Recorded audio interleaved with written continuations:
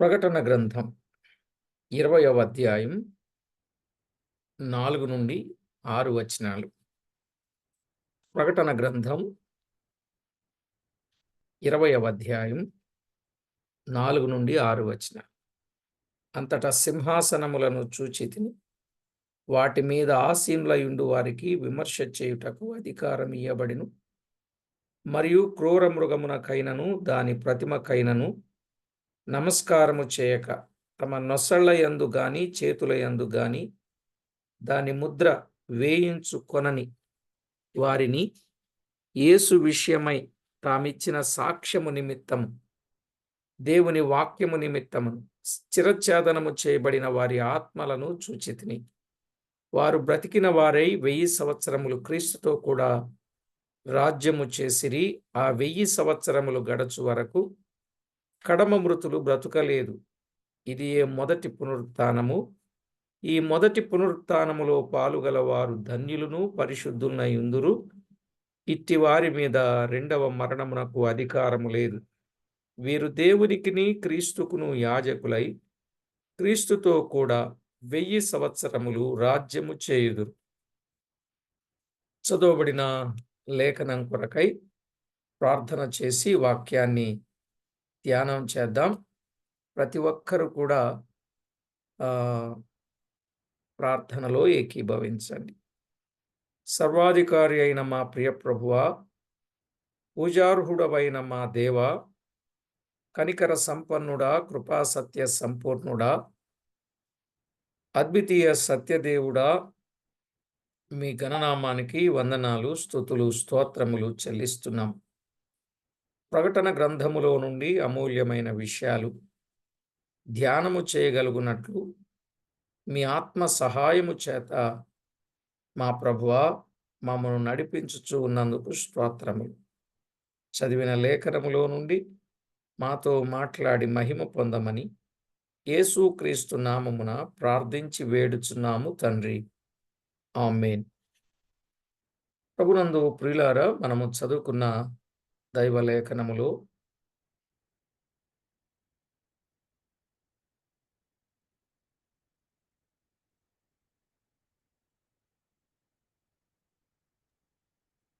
వెయ్యేండ్ల సంగతిని గూర్చిన విషయాలు ఆ భాగములో ఉన్నాయి. మనము గత వర్తమానంలో 1000 ఏండ్ల పాలన స్థాపింపబడక మునుపు ప్రభు చేయు కార్యాలు కొన్ని విన్నాం. ఆ తర్వాత ప్రభువు వచ్చి 1000 ఏండ్లు రాజ్యపాలన చేయుననుటకు ఆధారాలు కూడా కొన్ని విన్నాం. ఆ తర్వాత క్రీస్తుకును 1000 ఏండ్ల పాలనకును ఉన్న సంబంధం, క్రీస్తుకును 1000 ఏండ్ల పాలనకును ఉన్న సంబంధాన్ని మనం వింటున్నాం. గత వర్తమానంలో ఒక చిన్న విషయాన్ని, ఓ 5 సంగతులు మీకు జ్ఞాపకం చేశాను. కొన్ని ప్రశ్నలకు జవాబులు అని. కొన్ని ప్రశ్నలకు జవాబులు ఏమిటి అంటే,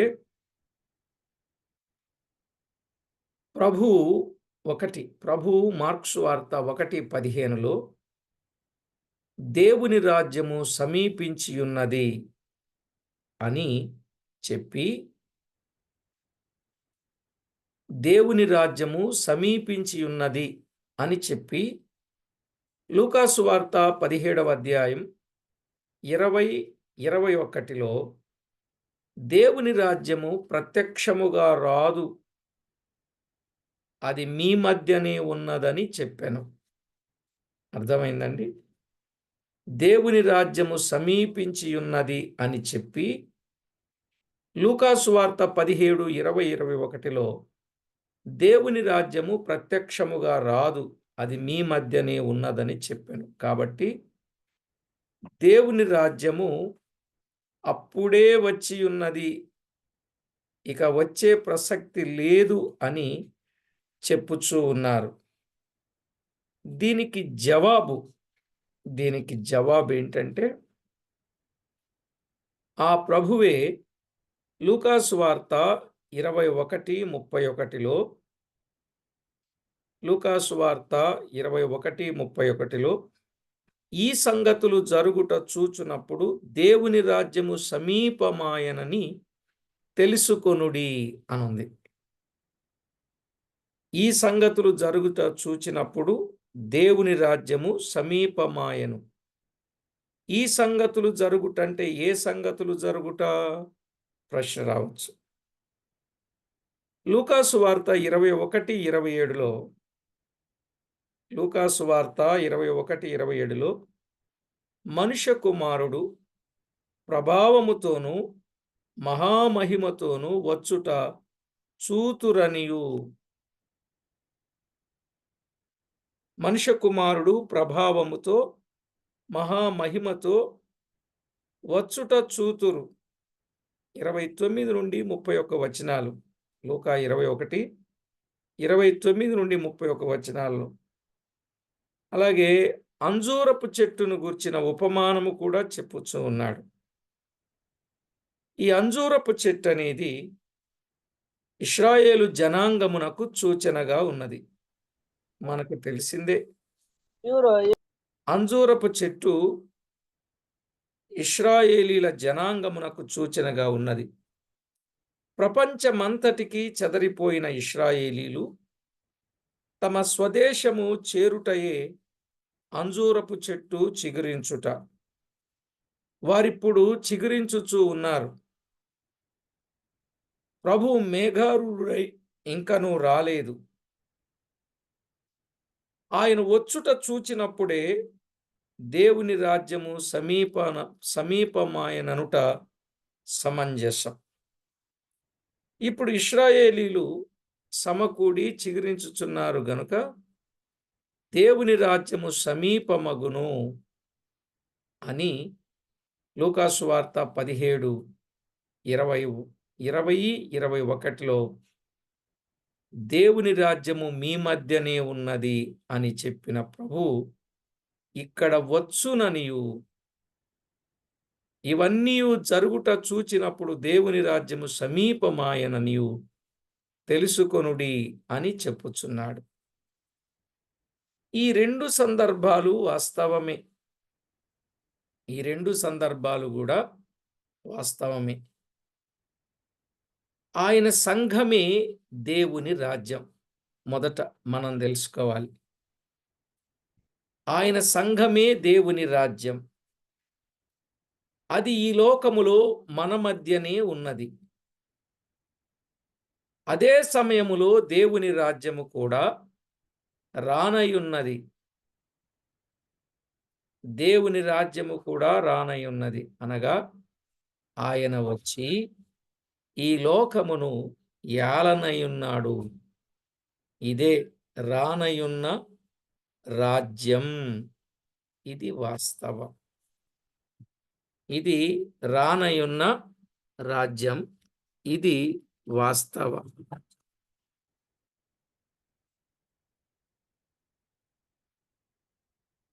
కాబట్టి ప్రభునందు ప్రియులారా, పరిశుద్ధ గ్రంథమైన బైబిల్లో దేవుని రాజ్యము మీ మధ్యనే ఉన్నది అనే మాటకు, దేవుని రాజ్యము సమీపించి ఉన్నది అనే మాటకు చాలా తేటగా విన్నాం. ఇక రెండవది, మనమే ఆయన రాజ్యం అనున్నది మరొక భావం. మనమే ఆయన రాజ్యం. ప్రకటన గ్రంథం 1:6, 5, 10. ప్రకటన గ్రంథం 1:6, 5, 10. ఆయన రక్తము ద్వారా కొనబడినదే ఆయన రాజ్యము. ఆయన రక్తము ద్వారా కొనబడినదే ఆయన రాజ్యం. కొలసై పత్రిక 1:13లో ఉన్నది. తాను ప్రేమించిన తన కుమారుని యొక్క రాజ్య నివాసులనుగా చేసెను అని కొలసై పత్రిక 1:13లో ఉన్నది. తాను ప్రేమించిన తన కుమారుని యొక్క రాజ్య నివాసులనుగా చేశాడు. అయితే అపోస్తల కార్యాలు 14:22లో ఏమనుంది? మనము అనేక శ్రమలను అనుభవించి దేవుని రాజ్యములో ప్రవేశింపవలననున్నది. అంటే మనమే దేవుని రాజ్యం. మనము ప్రవేశింపనయ్యున్నది కూడా దేవుని రాజ్యమే. అర్థమైందండి? మనమే దేవుని రాజ్యం. మనము ప్రవేశించేది కూడా దేవుని రాజ్యం. ఒక ఉదాహరణ, ఎగ్జాంపుల్ మనం వింటే, దేవాలయం అనే పదం కొన్ని భావాలతో చూచుచూ ఉన్నాం. దేవాలయం అనే పదం. సొలొమోను కట్టిన దేవాలయం. సొలొమోను కట్టిన దేవాలయం. ఇది అక్షరార్థమైనది. క్రీస్తే దేవాలయం. క్రీస్తే దేవాలయం. యోహాను సువార్త 2వ అధ్యాయం 10, 20 లేక 19, 20. యోహాను సువార్త 2, 10 2, 19, 20. 19, 20. ఈ దేవాలయమును పడగొట్టి 3 దినములలో దీనిని లేపుదును అన్నాడు గదా! కనుక సొలొమోను కట్టింది దేవాలయమే. అది అక్షరార్థమైంది. క్రీస్తే దేవాలయం. సంఘము ఒక దేవాలయం. కొరింథీయులకు రాసిన మొదటి పత్రిక 3వ అధ్యాయం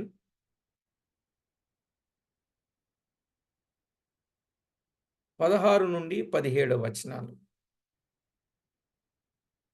కొరింథీయులకు రాసిన మొదటి పత్రిక 3వ అధ్యాయం 16 నుండి 17 వచనాలు. తిమోతికి రాసిన మొదటి పత్రిక కూడా 14 నుండి 16 వచనాలు. తిమోతికి రాసిన మొదటి పత్రిక. సంఘము ఒక దేవాలయం. ఇక విశ్వాసి దేహము దేవాలయం. విశ్వాసి యొక్క దేహము దేవాలయం. కొరింథీయులకు రాసిన మొదటి పత్రిక 6వ అధ్యాయం 19వ వచనం. కొరింథీయులకు రాసిన మొదటి పత్రిక 6వ అధ్యాయం 19వ వచనం. దేవుడగు ప్రభు గొర్రెపిల్లయు దేవాలయమై ఉన్నాడు. చూశారా? దేవుడగు ప్రభువును గొర్రెపిల్లయును దేవాలయమై ఉన్నారు. ప్రకటన 21, 22. ఇవి ఆత్మీయ పదాలు. ఏది? క్రీస్తే దేవాలయం, సంఘము ఒక దేవాలయం, విశ్వాసి దేహము దేవాలయం, దేవుడగు ప్రభువును గొర్రెపిల్లయు దేవాలయం. ఇక అక్షరార్థమైంది ఏంటంటే సొలొమోను కట్టిన దేవాలయం. అలాగే ఇవి ఆత్మీయ పదాలని చెప్పుకున్నాం కదా! అలాగే ఆయన రక్తం ద్వారా కొనబడిన వారు దేవుని రాజ్యం. ఆయన రక్తము ద్వారా కొనబడిన వారు దేవుని రాజ్యం. వారు ప్రవేశింపబోవునది కూడా దేవుని రాజ్యమే. దేవుని రాజ్యము రానయున్నది. అది శాశ్వత రాజ్యం. అది శాశ్వత రాజ్యం. అయితే 1000 ఏండ్ల పాలన తర్వాత కొన్ని తీర్పులు జరుగుతాయి. 1000 ఏండ్ల పాలన తర్వాత కొన్ని తీర్పులు జరుగుతాయి. కనుక అది 1000 ఏండ్ల రాజ్య పాలన అనబడుచున్నది. 1000 ఏండ్ల రాజ్య పాలన. 1000 ఏండ్ల రాజ్యం మనం చదువుకున్నాంగా. 20వ అధ్యాయం నుండి 20వ అధ్యాయం 1 నుండి 6 వచనాలు. ఆ తరువాత తీర్పులు. గోగు మాగోగు తీర్పు. గోగు మాగోగు తీర్పు. 2 సాతాను తీర్పు. 3 పాపాత్ములైన మృతుల తీర్పు. కొన్ని తీర్పులు జరుగుతాయి అనుకున్నాం కదా. ఒకటి గోగు మాగోగు తీర్పు, 2 సాతాను తీర్పు, 3 పాపాత్ములైన మృతుల తీర్పు. ఇది ధవళ సింహాసనం ఎదుట జరుగుతుంది. ఆ పిదప భూమి ఆకాశములు లయమైపోయి క్రొత్త భూమి క్రొత్త ఆకాశము ఏర్పడిన పిదప ఆయన రాజ్యము యుగయుగములు సాగిపోవును. 21వ అధ్యాయములో క్రొత్త భూమి క్రొత్త ఆకాశములు ఏర్పడతాయి. ఆ తర్వాత ఆయన రాజ్యము యుగయుగములు సాగిపోతుంది. ప్రకటన 22:5లో చాలా స్పష్టంగా మనము చూస్తాం. ఆయన రాజ్యము యుగయుగములు సాగిపోవును. అర్థమైందండి? మనమే ఆయన రాజ్యం అనేది. ఇక మూడవదిగా, మూడవ మాట యోహాను సువార్త 18:36లో, యోహాను సువార్త 18:36లో నా రాజ్యము ఈ లోక సంబంధమైనది కాదు. నా రాజ్యము ఈ లోక సంబంధమైనది కాదు అని ప్రభువు చెప్తున్నాడు. మొదటిదేమన్నాడు? దేవుని రాజ్యము సమీపించింది అన్నాడు. రెండవ మాట ఏమన్నాడు? మనమే ఆయన రాజ్యము అన్నాడు. ఇక్కడేమన్నాడు? 3 నా రాజ్యము ఈ లోక సంబంధమైనది కాదని ప్రభువు చెప్తున్నాడు. అంటే ఈ లోకములో ఆయన రాజ్యపాలన చేయడని కొందరు అనుచున్నారు. కానీ ప్రకటన గ్రంథం 11వ అధ్యాయం 15వ వచనంలో ఈ లోక రాజ్యము మన ప్రభువు రాజ్యమును ఆయన క్రీస్తు రాజ్యమునాయను అంటున్నాడు. ఈ లోక రాజ్యము మన ప్రభువు రాజ్యము ఆయన క్రీస్తు రాజ్యమునాయను. ఇందులో భేదమేమీ లేదు. నా రాజ్యము యుగ సంబంధమైనది కాదు అంటే తీతు 2:12లో ఉన్నట్లుగా ఇహలోక సంబంధమైన దురాశలతో కూడినది కాదు. ఇహలోక సంబంధమైన దురాశలతో కూడింది కాదు. మరి ఎలా ఉంటుంది? యెషయా గ్రంథం 32:1లో నీతి న్యాయములతో కూడిన రాజ్యం.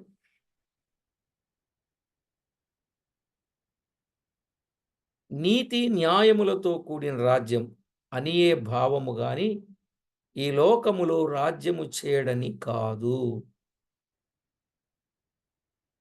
చాలామంది మనలను తప్పులు పట్టుకోవాలని తిరుగుతూ ఉంటారు. అక్కడ అలా ఉందేంటి? ఆ వచనం ఇక్కడ ఇలా ఉందేంటి? ఈ రెండింటికి అర్థం ఏంటి అని చెప్పి అడిగి మనలను చిక్కులో పరచాలని ప్రయత్నం చేస్తారు.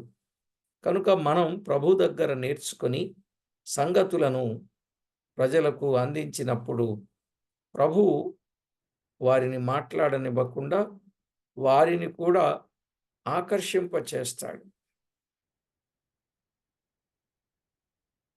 సరే, ఇక 4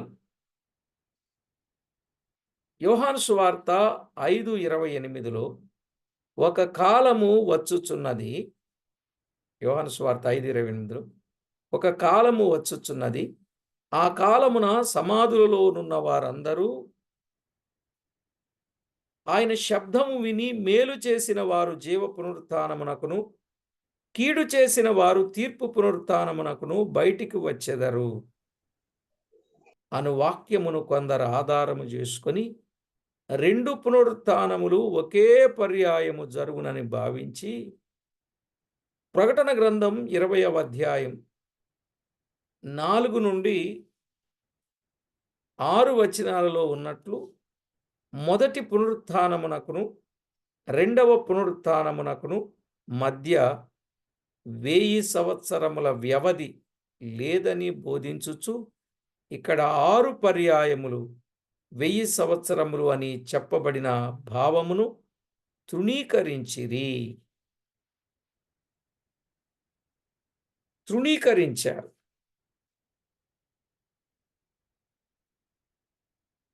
ఇది కేవలం సరికాదు. మొదటి పునరుత్థానమునకు, రెండవ పునరుత్థానమునకు మధ్య 1000 సంవత్సరముల ఉండుట ఖాయమే వ్యవధి.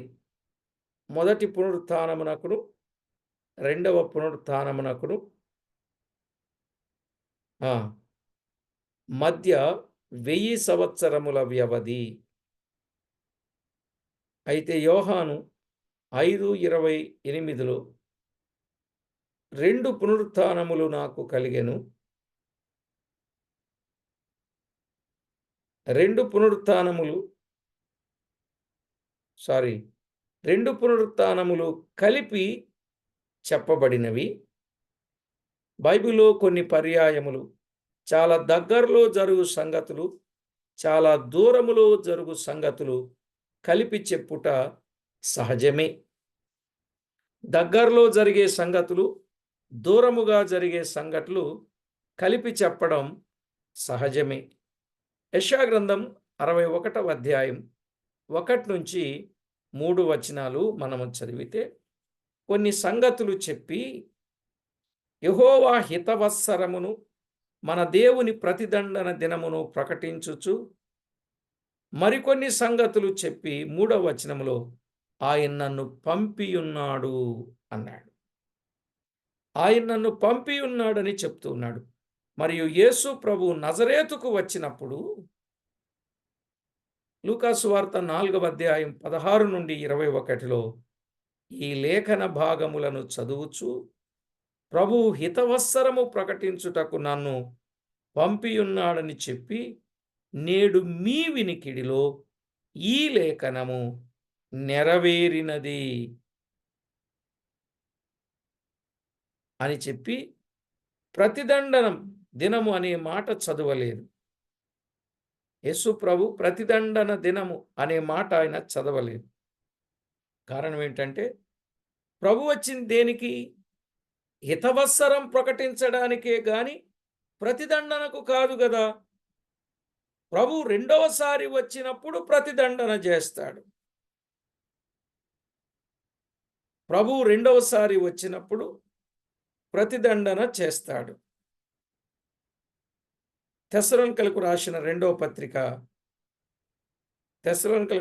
రెండవ పత్రికలో మొదటి అధ్యాయం 6-10 వచనాలలో మనము చూడవచ్చు. ఇక్కడ హితవత్సరమునకు, ప్రతిదండనకు 2000 సంవత్సరముల వ్యవధి ఉన్నట్లు చూడగలం. హితవత్సరానికి, ప్రతిదండనకు 2000 సంవత్సరాలు ఉన్నట్లు చూడగలం. యెషయా ప్రవక్త ఈ రెండింటినీ కలిపి చెప్పగా ప్రభు ఆ రెంటిని విడదీసి, అలాగే యోహాను సువార్త 5:28లో ప్రభు 2 పునరుత్థానములను కలిపి చెప్పెను. 2 పునరుత్థానములను కలిపి ఆయన చెప్పడం జరిగింది. ప్రకటన 20వ అధ్యాయములో ఉన్నట్లు ఆ 2 పునరుత్థానములకు 1000 సంవత్సరముల వ్యవధి.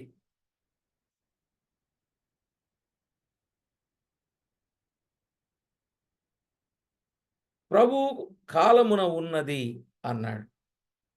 కాలము అనే పదములో ఎన్ని సంవత్సరములైనను ఉండవచ్చు, అంతే కదా. మరి కాలం అనే పదములో ఎన్ని సంవత్సరములైనను ఉండొచ్చు. యోహాను సువార్త 5:25లో ప్రభు ఏమన్నారు? మృతులు దేవుని కుమారుని శబ్దం విను గడియ వచ్చి ఉన్నది, ఇప్పుడే వచ్చి ఉన్నది అని చెప్పాను. కానీ ఇప్పటికి 2000 సంవత్సరాలు గడిచిపోయినవి. అలాగే 28వ వచనంలో చెప్పబడిన కాలం అను పదములో ప్రకటన గ్రంథం 20వ అధ్యాయములో చెప్పిన రీతిగా 1000 సంవత్సరములు ఇమిడి ఉన్నాయి. 1000 సంవత్సరాలు ఇమిడి ఉన్నాయి. ఇక ఐదవదిగా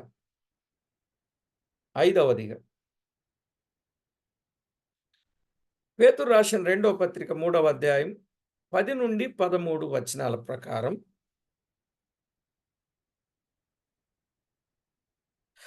పేతురు రాసిన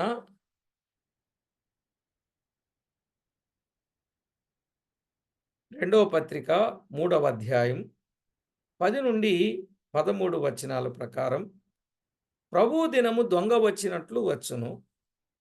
ఆ దినమున భూమి ఆకాశములు గతించిపోవును. క్రొత్త భూమి క్రొత్త ఆకాశము ఏర్పడతాయి గనుక 1000 సంవత్సరముల వ్యవధి లేదందురు. కానీ దానికి జవాబు 8వ వచనంలో ఉంది. ఆయన దృష్టికి 1000 సంవత్సరములు అనగా ఒక దినము వలె ఉన్నవి గనుక ఆ దినము అనగా 1000 సంవత్సరాలనే భావం కూడా పేతురు పత్రికలో మనము చూడవచ్చు. గనుక మన ప్రభు అయిన దేవుడు మన విషయములో ఎంతో శ్రద్ధ తీసుకుని, జాగ్రత్త తీసుకుని, మనలను ప్రేమించి, రక్షించి, దైవరాజ్యమునకు వారసులుగా సిద్ధం చేయడానికి ఇష్టపడ్డాడు.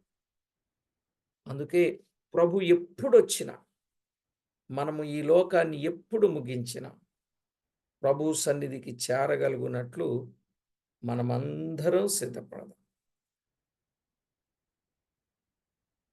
ప్రతి ఒక్కరు కూడా సిద్ధపడదాం. ఆ తర్వాత యుగములు ఉన్నాయి. ఆ తర్వాత మనస్సాక్షి యుగం, మూడవ పరిపాలన యుగం, 4వది వాగ్దాన యుగం, 5వది ధర్మశాస్త్ర యుగం, 6వది కృపాయుగం, 7వది నీతి యుగం లేక సువర్ణ యుగం, ఇక 8వది నిత్య యుగమే. నిత్య యుగమే. కనుక ప్రతి ఒక్కరు కూడా నిత్య యుగములో ప్రవేశించడానికి ఇక్కడున్నప్పుడే అక్కడ మనము జాగ్రత్త పడవలసిన వారమై. నమ్మని వారికి ఎలాగూ శిక్ష ఉన్నది, వారికి తీర్పు ఉన్నది. నమ్మిన వారికి శిక్ష లేదు, తీర్పు లేదు. ఆయనకు మహిమ మనము ఆపాదించే వారముగా జీవిద్దాం. ప్రార్థన చేసుకుందాం. ప్రార్థన చేసుకుందాం. ప్రార్థన చేసుకుందాం.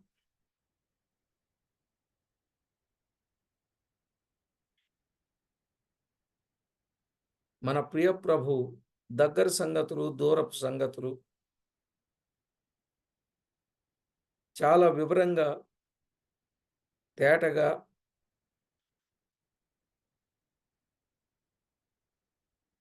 మనము వింటూ వస్తున్నాం. మన ప్రభువు మనకు తెలియజేస్తూ ఉన్నారు. మరి తెలుసుకున్న సంగతుల ప్రకారంగా మనము జీవించి ప్రభువును మహిమపరచడం ఎంతైనా మంచిది. పరిశుద్ధుడవైన మా తండ్రి, ఘనుడవైన మా దేవా, మీకు స్తోత్రములు, స్తుతులు చెల్లిస్తూ ఉన్నాం. మా ప్రభువా, మమ్మల్ని ఎంతో ఎక్కువగా ప్రేమించి, ప్రాణం పెట్టి, మరణించి తిరిగి లేచిన మృత్యుంజయుడా, మీకు స్తోత్రములు. మరణము యొక్కయు పాతాళ లోకము యొక్కయు తాళపు చెవులు కలిగిన వాడా, ఎవరును వేయలేకుండా తీయవాడా, తీయలేకుండా వేయువాడా, మీకు స్తోత్రం. మా ప్రభువా,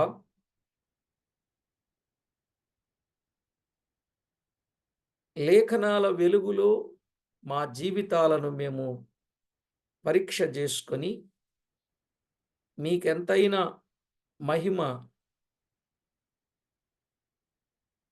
ఆపాదించు వారిగా మమ్మను సిద్ధపరుస్తున్నందుకు మిమ్మును స్తుతించుచు ఘనపరచుచు కొనియాడుచు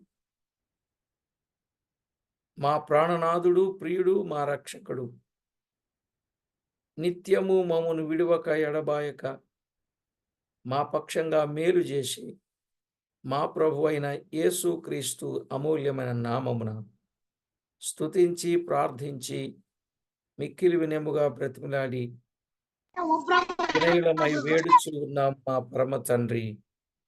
ఆమేన్. ఆమేన్. ప్రభునందు ప్రియులారా, పరిశుద్ధ గ్రంథములో వ్రాయబడిన విషయాలు జాగ్రత్తగా మనం ఆలోచన చేస్తే దేవుని రాజ్యం, క్రీస్తు రాజ్యం ఉన్నతమైన రాజ్యం, నిత్యము నిలిచే రాజ్యం. ఆ రాజ్యంలో ప్రవేశించడానికి ప్రతి ఒక్కరూ సిద్ధపడండి.